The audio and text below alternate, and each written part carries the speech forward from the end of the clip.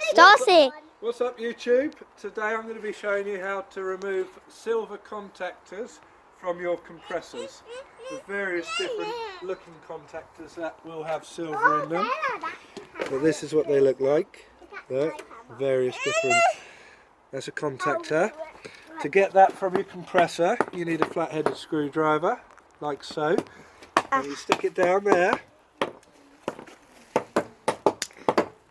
And you break it out like that.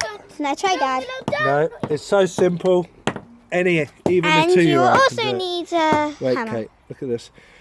Whilst you're doing that, be very careful. This is a capacitor. It may still hold charge. If you cross the terminals on it, you might get a little bit of a jolt. So make sure you're careful of that. Right, now I'm going to take the camera and you're going to see how we get the silver contactors out. Here we go. So simple, a child can do it. Film you all together.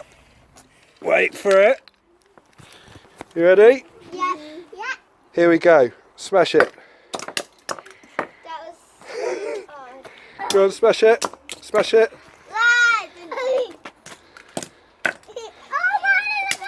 That's it. That's it.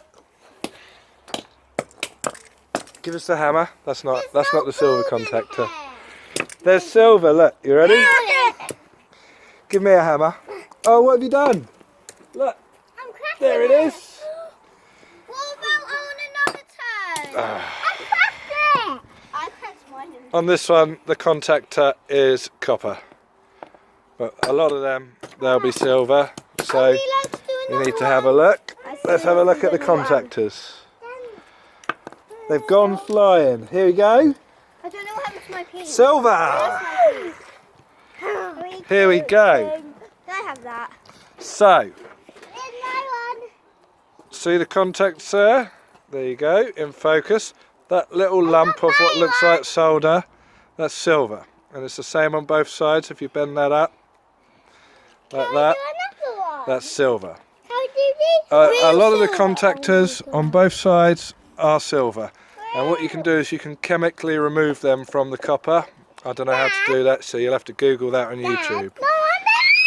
As you can see, health and safety, even a child can do it. Can we do another one? Good job, Willow.